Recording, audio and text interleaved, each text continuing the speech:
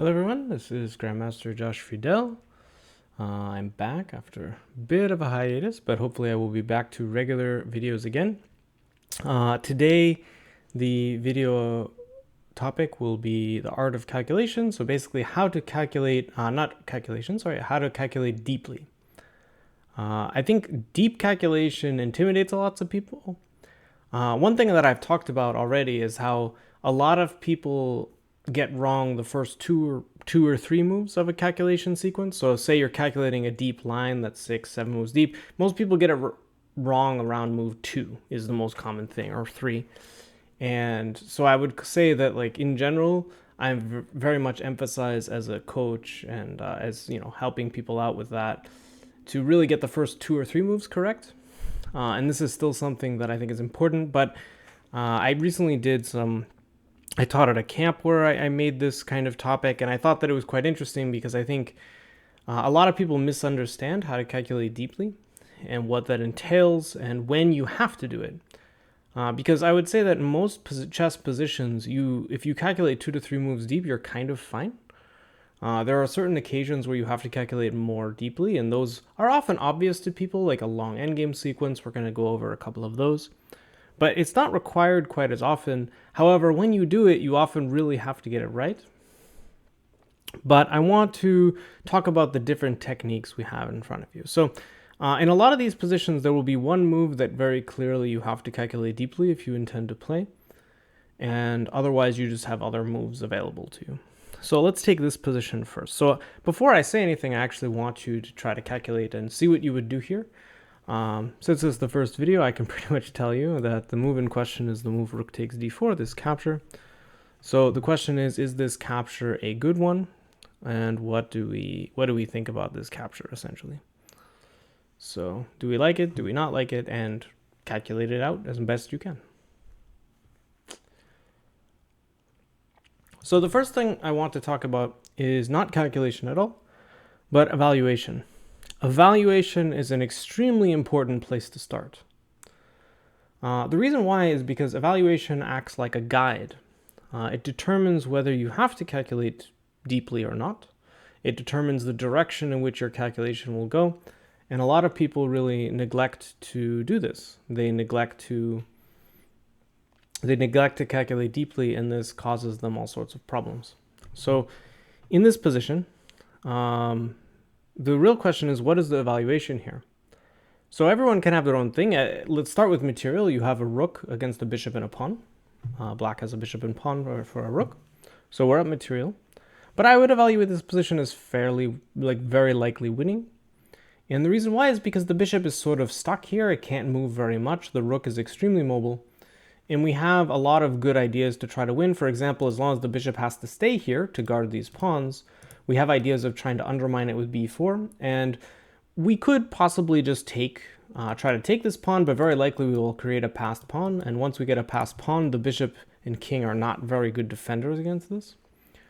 So what this means is that if we move the rook away, the square I would consider would be something like rook c7. This was actually played in the game. And then the game went like this: king d6, rook c8, and so on. I'll show in more detail maybe later. But the real question is, what is the move we calculate? And of course, that move is rook takes d4. So here's the important point with rook takes d4. You've evaluated. If you've done this properly, you've evaluated. If you don't evaluate, you're kind of calculating blind a bit. You don't really know what you're going for. You don't know what the idea is. But if you determine, for example, that your position is equal, that you have nothing, or you're worse, and you determine rook takes d4 leads to a draw, of course, you're happy to do that. If you determine you're better and rook takes d4 might lead to a win, you definitely want to look at it, right? Even here you want to look at it. But if you determine you're completely winning if you don't take the bishop, you don't necessarily have to calculate it. If you think you're totally winning after a rook move, there's no real reason to calculate rook takes d4, right? Like, if you can win the game for sure, then why not? But let's assume that this position is not that clearly winning, so you should calculate the move. So the evaluation part, like I said, is really crucial first because it determines whether you have to do this or not. So the way I would look at this is I would calculate these moves, and I'm going to play them out. Obviously, in a game, you would have to calculate it.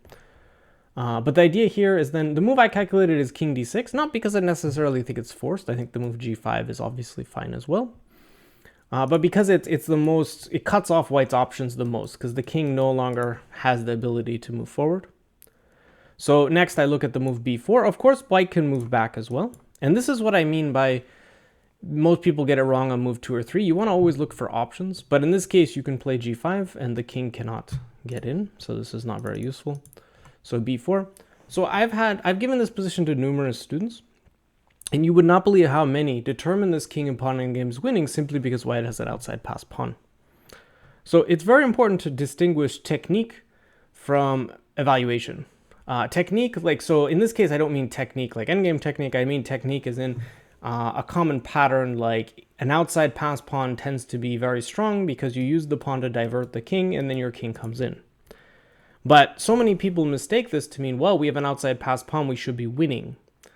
If black were missing this g-pawn, for example, that would very likely be true. But considering we're not up a pawn and black has some clear forms of either counterplay or trading, it's very important we don't make this assumption. So again, I calculated g5, b5, g4, not because I necessarily think it's forced, but because I believe it's the most direct, and this will give us some clear answers. So white has a couple different choices now. Of course, white can capture this pawn, but once we capture, black can play h3 at will. Like, white has to actually get the king back just not to lose. And now black goes after this, and this is just a very obvious draw. So it's very obvious white cannot take if they want to win. So the two main options are b6, just pushing along, or trying to retreat with the queen, with the king, sorry. So if we push, then there are different options. One option black has is this. This is if black tries to get a little tricky. The problem with this move is that if white takes it, black tries f3. So very well done if you calculated this. But the key is that this is actually not good for black, because I'm not obligated to take. By the way, this is a common occurrence people do, and that they do wrong, which is that they assume a capture must take place. This is not checkers. Captures do not have to take place all the time. So this would indeed be winning for black, because this is going to make a queen, and the b pawn is easily stopped by the king. But white can play this move. Black captures, we play here. So black can defend the pawn, but the problem is I have these two pawns and they overwhelm the king, and this king takes care of these two pawns very simply.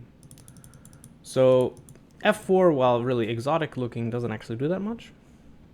So most probably black would play, for example, captures and king here. And we get to this endgame, and the problem white has is white has to go capture this pawn, and because it's an h-pawn, the king gets back very easily to the corner, and once the king gets to f7, it's already just a draw. f8 is the only square you need, really.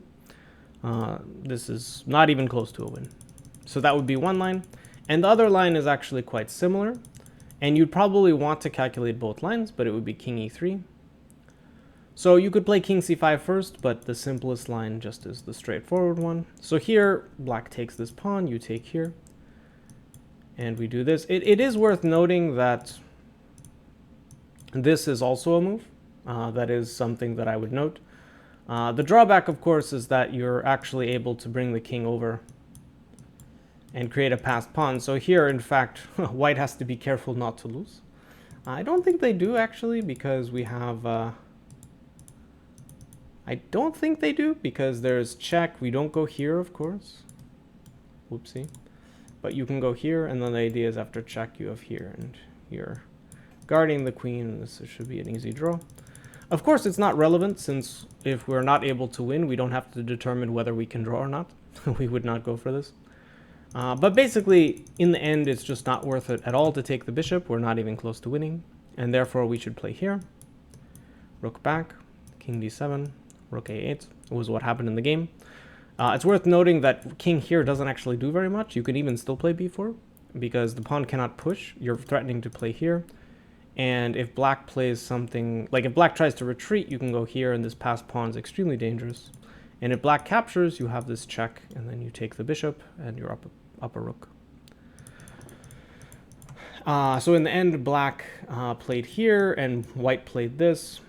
And after bishop f6, because b4 is a threat, white simply cut the king off and was able to win very simply. You could also have played king c4 is also a very simple win. It's really a matter of taste.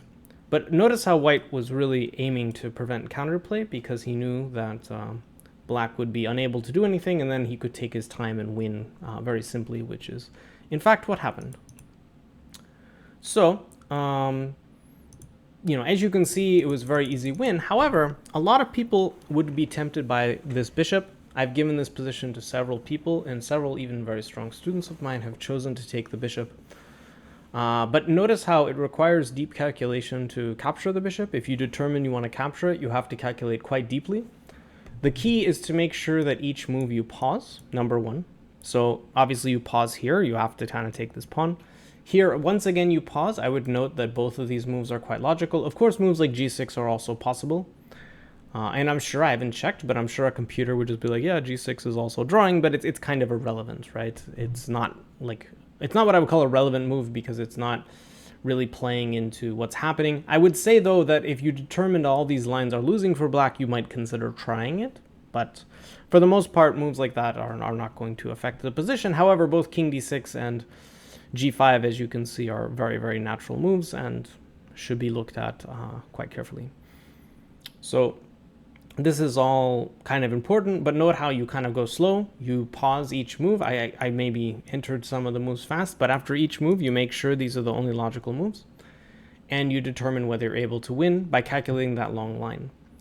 It seems like a lot of variations, right? It's a lot of stuff. However, if you do choose to take this bishop, you have to see until the end, until you determine that you get that king and pawn endgame, you're not able to win, where the black king guards against the h pawn. It seems like a very hard thing to do, but because the moves are relatively forcing, meaning that it's not 100% force, but there's only one logical course or two logical courses where if your opponent's trying to do something, that's what they have to do.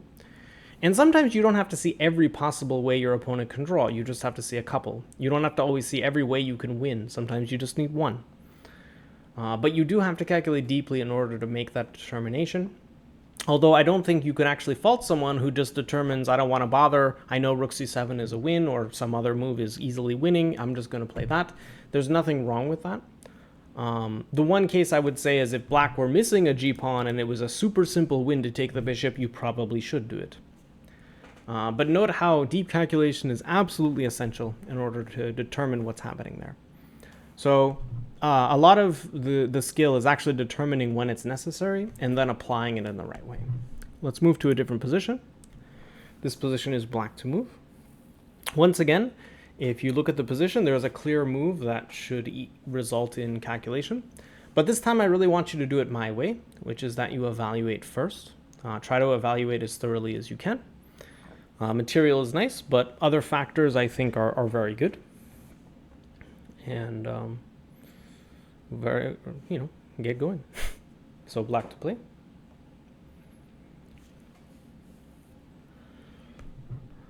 So this one's also quite tricky. I would say the evaluation is a bit harder. The other one I think was a relatively easy evaluation.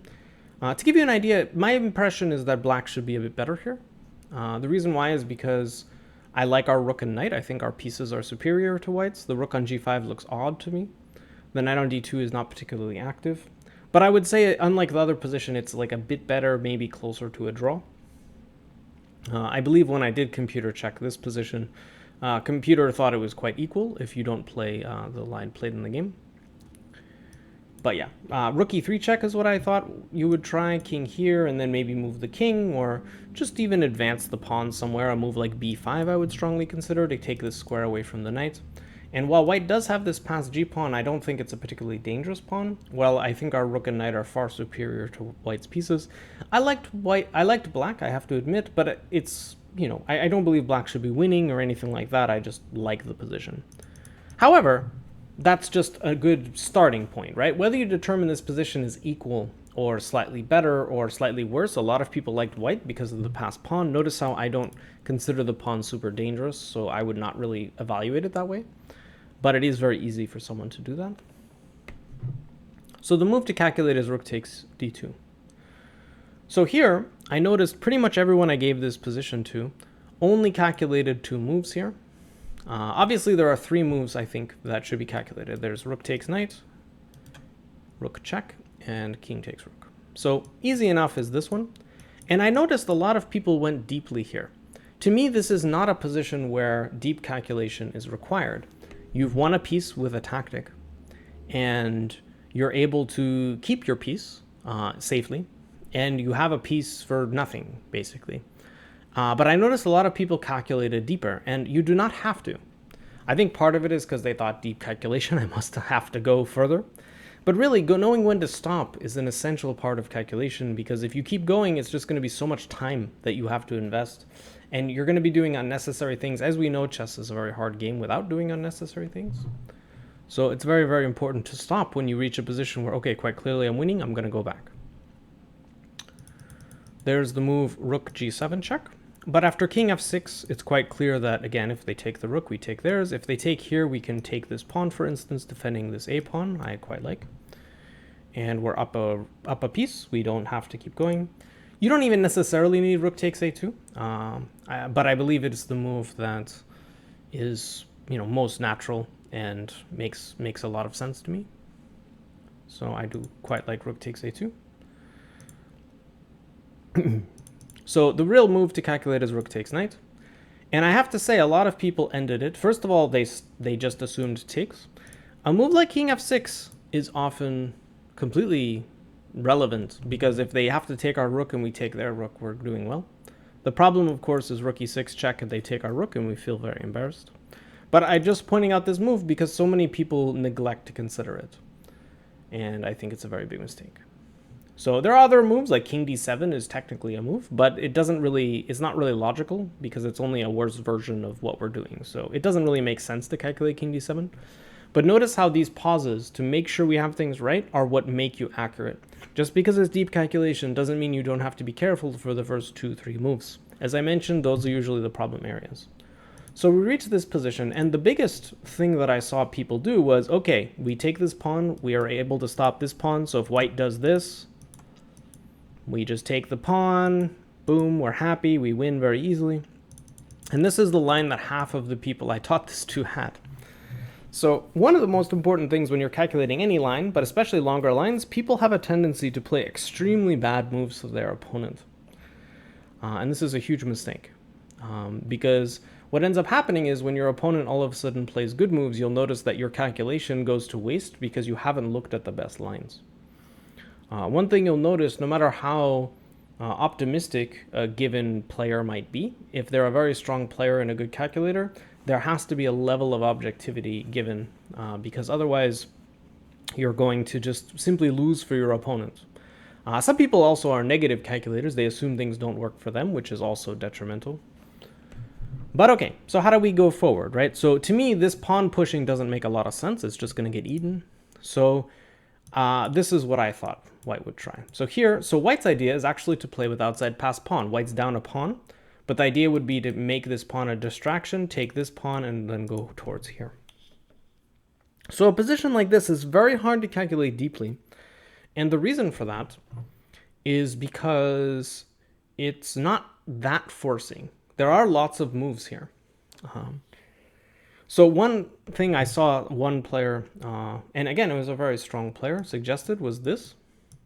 And this is quite funny to me because the idea is triangulation to get the opposition. So I wanted to talk about this not because it's necessarily to do with deep calculation, but it's a type of mistake I see strong players make a lot. I find particularly young players, but even older, more experienced players can make this mistake, which is you memorize a technique of king triangulation to get opposition. You know these kind of words, opposition, triangulation, all of these ideas, right, in an endgame like this. But what do these things do? What is the purpose of king triangulation? What is the purpose of the opposition?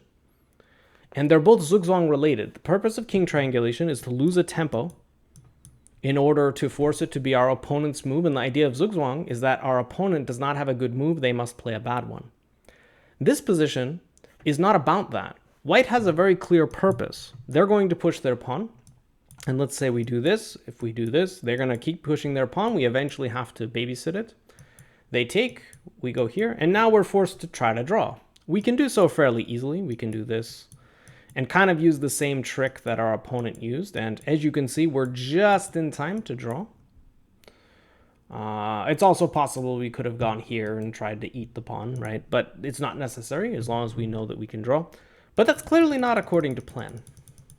And the reason why this happened is because we didn't really play according to the position. We played an idea that we were familiar with, but it didn't actually help our position in any way. So the real question is, what are we trying to do? So one key thing is to be familiar with particular patterns. It can really help you. And they help you calculate deeply, because once you see a pattern, it helps you kind of calculate, because you know, oh, if I get that, I know I'm good. You don't have to keep going. That's the really important thing. Calculating indefinitely is something that's impossible. So at some point you have to know when you can stop. And a lot of the time that's when you achieve a particular pattern that you might want to check it, but you know is very, very strong. And that pattern in this case is this. So white can play a move like a4, but we can simply play a6, so they can't stop b5, g5, b5. So this is the idea. So they could take or not take, it doesn't really matter, g6. This is stuff you would want to calculate though. One thing I always do, a position like this, I pause. They can play a4, or they cannot play a4. So they could play just g5, or they can play a4. Here I would pause. Okay, they can play g5. They can play, in this position, I would pause. They can take, or they could play g6. They could also play a5. I would also make a note of this. In this case, it doesn't really matter, but I would make a note because in some positions it might, right? In some positions, if they play a5, maybe the fact that if the king had time to get here it does not, but if the king had time to get here, it could definitely be a factor. But let's say this happens. g6, so now we must move to stay within the square of the pawn. King e4. They could also go here, it doesn't really matter. But the main idea is that here we do not capture the pawn, of course, we play the move c4. So they can capture, but now we have these two pawns. And what's really great about this, now there's also moves like b4. Here I don't think it works, because there's king here, and if e4 we take it, if here we go here. So but the point is that you don't necessarily have to see every way to win. Once I saw this, I didn't calculate b4, right? I saw this pattern, and the whole point is that if they ever take this pawn, we push. Notice how the king would take way too many moves to support this. It's not relevant, the g7 pawn. And they can't catch our c pawn, and if they try to move back, we have probably numerous ways to win. We can, of course, just advance our king, but the easiest is this. And notice how we have the two pawns. Once again, we have the two pawns, and they stop the white king from capturing, and they stop the white king from ever taking a pawn. So once we achieve this, we know that our opponent can't win a pawn, and that is indeed how we win this position. So calculating deeply means seeing until you reach this idea. Now you might think, well, I could have just gone for this, and if it, doesn't win, then so be it. The problem is, number one, okay, you have to make sure you draw it. Whereas here, if you like your position, keep going, right? Why do you have to go down a drawn path? Another thing I would mention, if white has a pawn here, that one little difference, all of a sudden we can't win with that method. All of a sudden we might not be winning at all. So that one subtle difference could have changed this whole position in black's favor. It could have, in white's favor. So every detail matters, and that's why you have to use deep calculation to determine you can play the move rook takes d2, because every situation is different, and often it's the difference of one tempo. You win that, but only by one tempo. That absolutely means you should do it, but it also means that you have to be very careful. So knowing how to wield deep calculation is extremely important as like honing the actual skill. But notice how you absolutely must do it. If you want to play a move like rook takes d4, rook takes d2, especially if you determine you have a better position. You don't want to play rook takes d2 if it's just a draw, right? You want to keep trying to press. Say it's a game you have to win. You want to absolutely make sure that rook takes d2 is winning before you go for it. And here it, in fact, is. So I'll show you a bonus one here. Here's another position. So once again, there's a move that requires some deep calculation. So take your time. Try to figure out what you would play as white.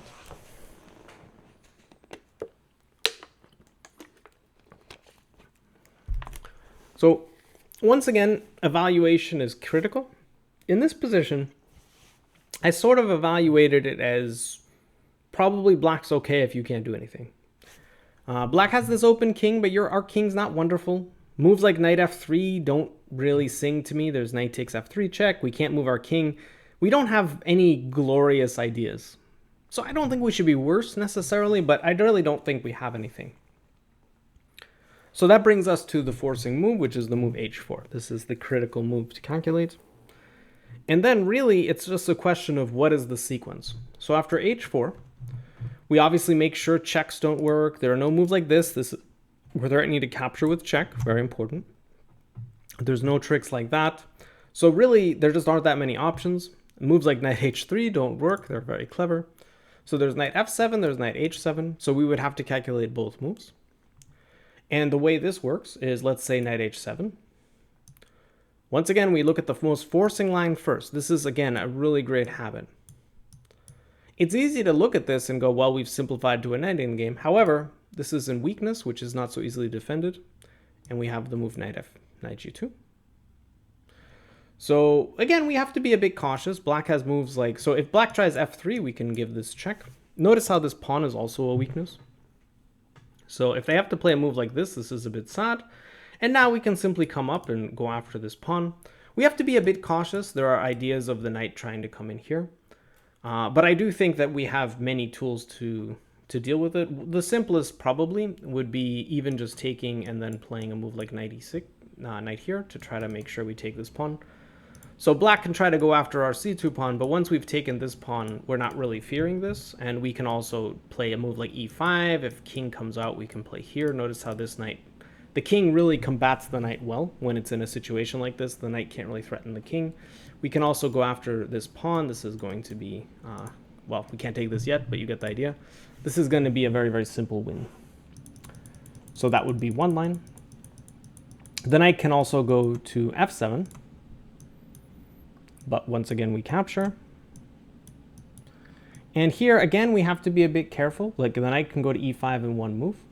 But the very important theme is that after f3, we have check. So this pawn's always hanging, which is a super big annoyance. And even if though the knight can defend this pawn, we can bring our knight in. Notice how we're targeting this pawn. And the knight would either have to get passive and allow this, or they'd have to bring their king over. But once we take this pawn, we can now go after this one. This pawn, again, is just going to drop at some point. And it's actually very simple. There's not really too much that can go wrong. But this move h4 was missed by black in a position which was very much drawish. White spotted it and won the game very easily. So here it was actually a relatively simple case. But I want you to note that this is actually what makes it easier is because we really don't have that much. If you evaluate first, you see we're not really doing much. h4 is the only move that leads to a forced position. The key is to make sure you don't just go, okay, h4, knight moves, we trade off everything, equal material. So many people make that mistake. But notice how you have to keep going, and the really crucial part is that this f4 pawn is horribly weak, and our knight will follow into f4, targeting the h pawn. And basically our pieces are so much superior to black's that that is what is mainly causing us to have a winning position. So kind of a simple example to finish it off, but you'll notice how it's easy to miss things like this just because we don't calculate further. A lot of the time when I notice what students miss, like I say, they often miss something on move 2 or 3.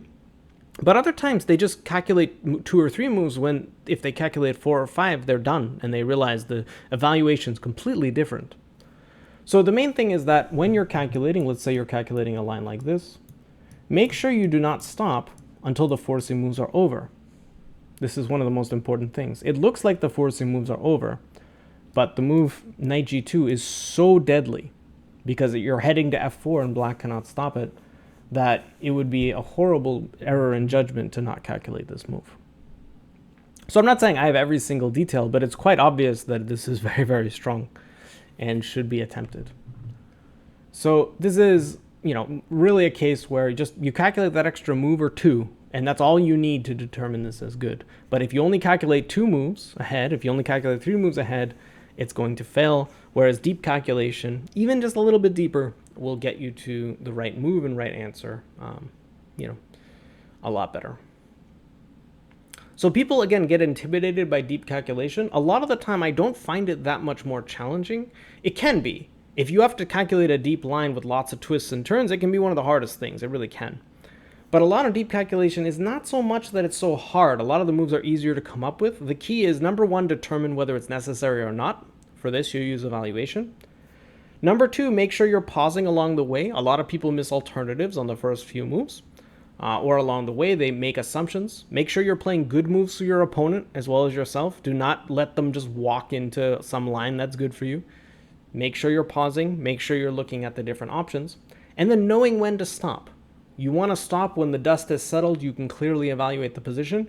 If your opponent still has forcing options, if you do, if it's really still not clear, you do want to keep going and have faith that when you're calculating deeply, you can still see things clearly. There are lots of tools to help you improve at it. Obviously, just practicing deeper calculation puzzles is kind of lame, but I mean, as a suggestion, but that's definitely something. Another thing is to practice your visualization. For example, one thing I would do with students is, okay, rather than calculate, I want you to practice visualizing the position after h4, knight f7, queen takes g6, queen takes g6, rook takes g6, king takes g6. I'm not drawing arrows because I want you to kind of practice seeing it in your head. And then what tempo moves does white have? Here you already know knight g2 is a key one, but ask yourself that question. Try to make sure you see the position clearly in the head. A lot of people lose the position a little bit, and that's what really throws them off. So, but I hope you found this useful. Again, I'm going to get back to normal videos. Once again, if you really like my videos, give a like, comment, subscribe. Those things all really help and encourage me to do more videos. I definitely should be back to regular ones, so that'll be good. I also have my next course, my beginner mistakes part 2, the middle game, avoiding beginner mistakes in the middle game. So I'm really excited for that. That's going to come out early June. I think June 7th they said, but we will see.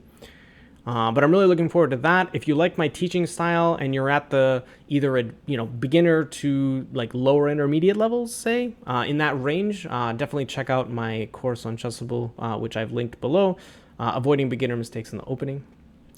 But I hope you like this, and stay tuned for more. Have a good one.